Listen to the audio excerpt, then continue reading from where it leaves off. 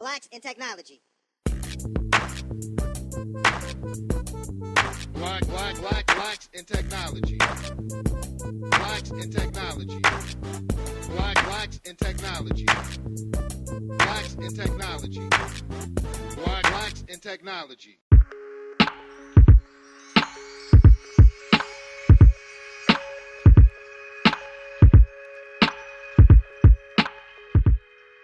On this episode of the Bit Tech Talk Entrepreneurship Edition, our guest is Justin Rhedrick. Justin is the author of From Bars to Bitcoin, an autobiography that details his life coming from homelessness and witnessing the deadly shooting of his friend during his senior year of high school. After dropping out of North Carolina A&T University and serving 3 years in prison, he is now an author, mindset development coach, and Bitcoin educator ready to share his amazing comeback story. Now our host of the Bit Tech Talk Entrepreneurship Edition, Natasha Robinson. Welcome everyone to the Blacks in Technology Tech Talk podcast, a show where we talk to Black people who are engineers, innovators, educators, inventors, changemakers, and entrepreneurs doing amazing things in the world of technology. The Bit Tech Talk podcast is where we show how these individuals are stomping the divide by sharing their stories, experiences, ideas, knowledge, and perspective on tech with the Bit community. On this week's episode of the podcast, our guest is Justin Rhedrick. Nice to meet you, Justin. How are you today? I'm doing good. Glad to be here. I'm ready to dive in. Can you hear me okay? Yes, I can hear you quite well. And I should say we did meet briefly at the Black Bitcoin Billionaire Conference in Charlotte this past September, right? Yes, ma'am, we did. It was good vibes, and it was great to meet you there and some of your crew. Definitely. So I want to start at the beginning. Can you tell us a bit about yourself, where you're from, and how did you first become interested in tech? Okay, thank you. Well, as you mentioned, my name is Justin Rhedrick. On LinkedIn, I go by Justin Rhedrick, Rhedrick, and I was born in Charlotte, North Carolina. So it was amazing to have a conference there. And my journey into tech is very different from most. I stumbled into tech by way of really destiny. My very first interaction with tech was by way of Bitcoin. And I ended up finding about Bitcoin coming home from prison. I was in prison from 2011 to 2014. The lead up to that was just one that was very different from most tech stories. In high school, we lost our family home. My senior year, that same year, I witnessed a good friend of mine being killed at a party. I ended up going to North Carolina A&T, but dropping out of school for financial and really mental health reasons. And I came home and made decisions by hanging with the wrong crowd that led me to go to prison for 3 years. And coming out of prison, while being in prison, I realized that I was still destined to do something great, and I wanted to do something different with my life. It wasn't until 2015, 2016, I just started thinking how are people getting all this money in tech, and I was just thinking, man, am I too late? What happened? And then I had a sign. I asked God, holding my little daughter, I said, whatever it is, I just want to be there early. I want to be there early to take advantage of it. And then I ran into a good friend of mine who was already into Bitcoin. He was a Bitcoin educator, and he taught me from giving me tips. I ended up learning things online on YouTube back then. So it was a bit of a self-paced, self-learning, but I had a lot of influence from others and just not giving up on it. So my introduction into tech came through Bitcoin, which happened from me looking for opportunities coming out of prison. BIT is always focused on forming new partnerships and opportunities to assist the community and our members with their continued professional growth and development. If you'd like to partner with us, send an email, inquiries@blacksintechnology.net. What a phenomenal story, and thanks for sharing the details of it. One of the things I like to do at this podcast is to really get to not only what you do, but who you are as a person. And you so eloquently and beautifully shared what your motivation was. You talked about family, you talked about faith, you talked about wanting more for yourself as an individual. And so just very, very interesting background into how you got into tech. So tell me about your idea for Bitcoin Vegan Transformational Services and overcome all adversity coaching? Well, for those two, and I thank you for bringing that up. For Bitcoin Vegan Transformational Service, I tell you in the beginning, I was trying to combine Bitcoin education and coaching. It was just something I thought people would get. Just new entrepreneur stuff. But after a while, I started seeing the separation that people wanted something differently. If I brought up Bitcoin Vegan, they don't care about coaching, but I didn't want my coaching to be on the back burner. So nowadays, what I do is I work with certain groups, Fortune 500 companies, to help communities understand Bitcoin better so that we could bring change in different undervalued communities in the country. One particular is working with the Bitcoin Academy that was founded by Jay-Z and Jack Dorsey. Through Black Bitcoin Billionaires and myself, we've gone up to New York and educated several groups on Bitcoin. And this past weekend, we had some teams there, and it was very transformational to see how just teaching Bitcoin and financial literacy and what goes on with your money can just shed light differently amongst people. So nowadays with Bitcoin Vegan Transformational Services, it's all about partnering or combining efforts with other people to bring about this type of education and knowledge as opposed to just doing it by myself. Do you have a product or service that you would like to share with the BIT audience? Or maybe you'd like to support the BIT community and do your part in helping us with stomping the divide? Start by sponsoring one of our podcasts. Please email us at contactus@blacksintechnology.net.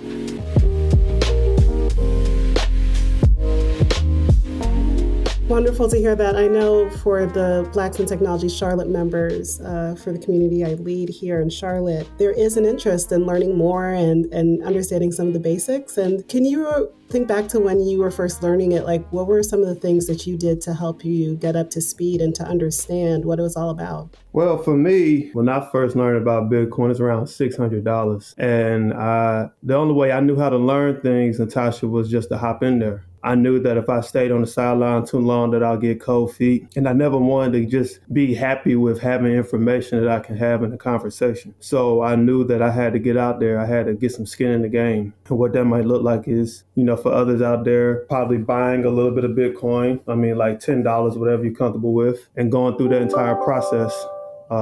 I've been open to go through processes my entire life, and I know that you have to go through the ups and downs. You have to go through the ups and downs. So I was dedicated to doing that. So that'll be one of the things I would suggest very early on to people is get out there. Try it out. Don't go crazy, but just trust yourself that you can learn this. And then once you walk towards it, other people will appear in your network that can point you in better directions. Awesome. Some great tips there for listeners. That's great.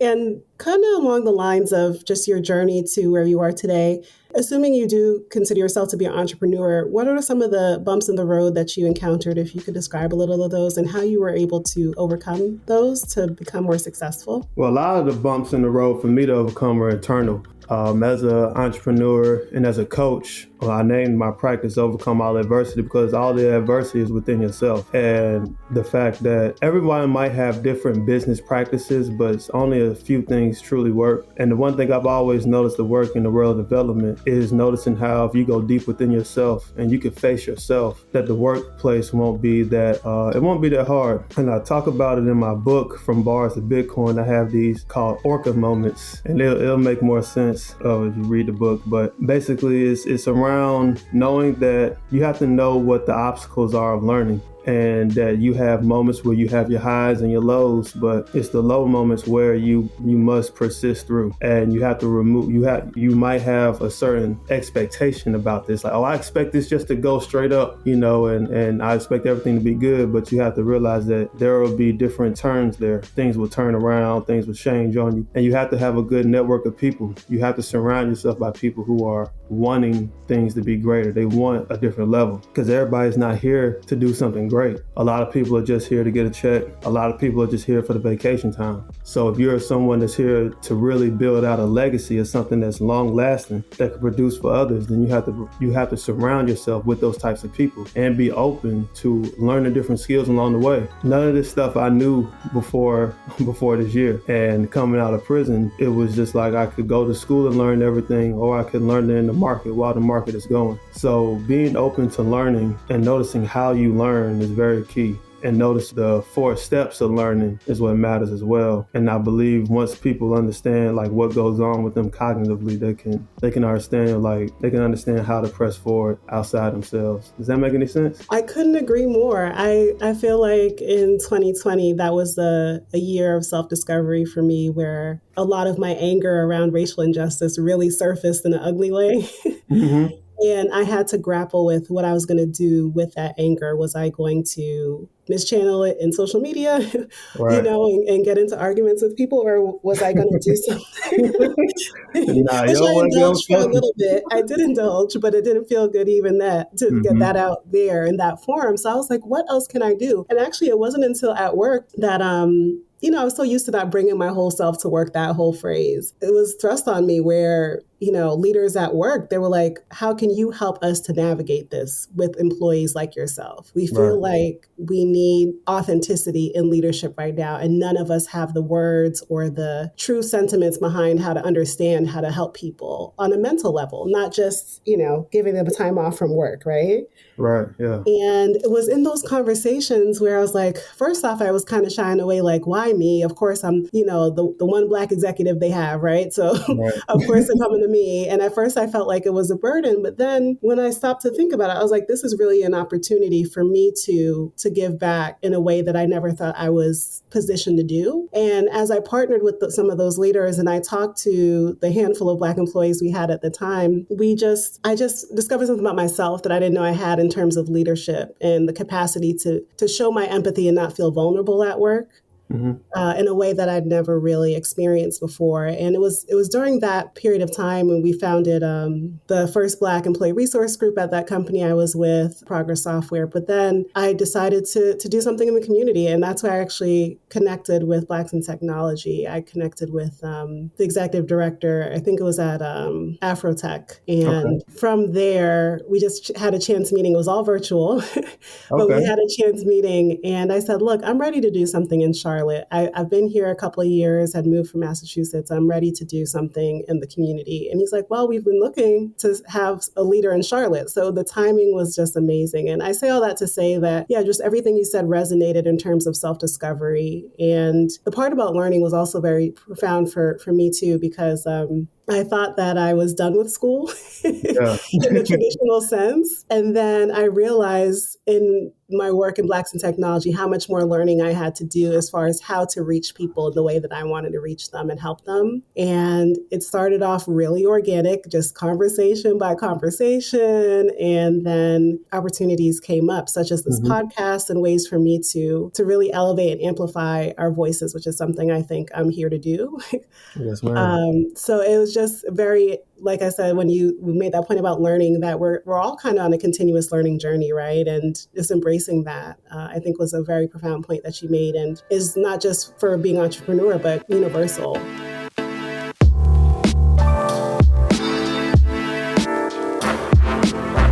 What's up, everyone? We hope that you're enjoying this episode of the Blacks in Technology Big Tech Talk podcast. Do you or someone you know have a dope story that they want to share with our BIT audience? Blacks in Technology is seeking guests to be on our podcast.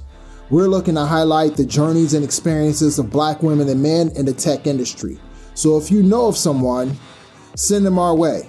Shoot us an email to contact us at blacksintechnology.net, or click on the link in the show notes and fill out our form. We're looking to hear from you.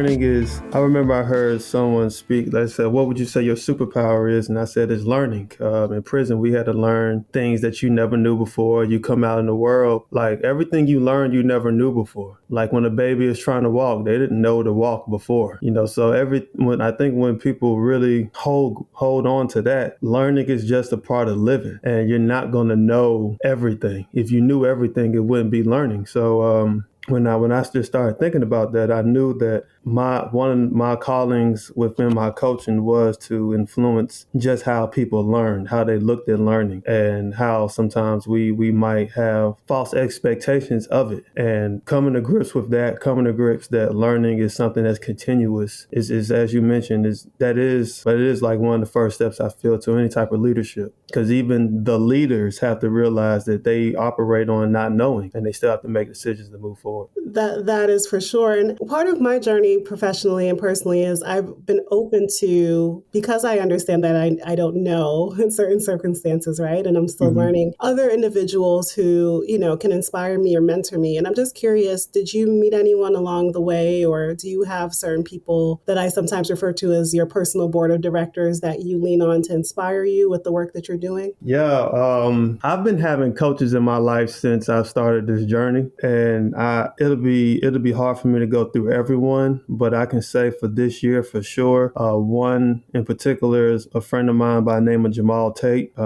He's currently at Airtable now, and I talk about him in my book about how when we were here in Charlotte and we were looking to try to partner or do things with organizations, that he was right there by my side. And even as he shifted into corporate America, he's still been someone who's been able to help me day by day and grow. I have a nephew of mine who works at Meta. His name is Wendell Nelson. He's been very, very, very effective with just, keeping me mentally prepared for what it's like to work in this space or partner with people or do anything in just corporate America, and not sugarcoating it at all.